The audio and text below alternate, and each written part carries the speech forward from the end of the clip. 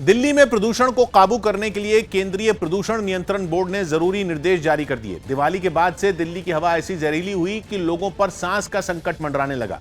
ज्यादातर इलाकों में AQI 400 के पार चला गया और ऐसा स्मॉग छाया कि दिन में ही गाड़ियों की हेडलाइट जल गई। दिल्ली में धुंध का आलम यह है कि इंडिया गेट और अक्षरधाम मंदिर ठीक से नजर तक नहीं आए। यही हाल कालिंदी कुंज के आसपास भी रहा। इस वक्त कालिंदी कुंज के पास है और यहाँ पर जो धुआं है वो दिखाई दे रहा है। दिल्ली में स्मॉग से लोग परेशान हैं। घूमने फिरने वाले हों या टहलने वाले, सभी का घर से निकलना मुहाल हो गया। सुबह जैसे हम मॉर्निंग में निकले तो थोड़ा सा बाहर निकलने में भी डर लग रहा था कि आगे गाड़ी दिखाई देगी कि नहीं दिखाई देगी और ट्रैवलिंग करना सेफ होगा कि नहीं होगा।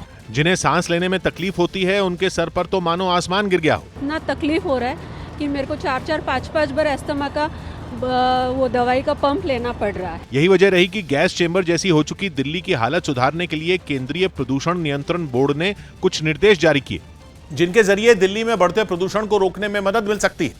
केंद्रीय प्रदूषण नियंत्रण बोर्ड ने ये निर्देश ग्रेडेड रिस्पांस एक्शन प्लान के तहत जारी किए, जिनमें कई ऐसी मशीनों का इस्तेमाल बंद करने का निर्देश शामिल है जिनसे धूल उड़ती है।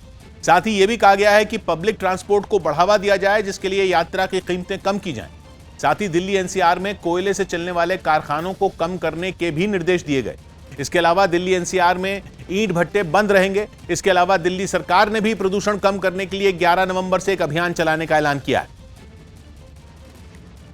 पूरे दिल्ली के अंदर 11 नवंबर से 11 दिसंबर तक 1 महीने का ये सघन एंटी ओपन बर्निंग कैंपेन हम लॉन्च कर रहे हैं।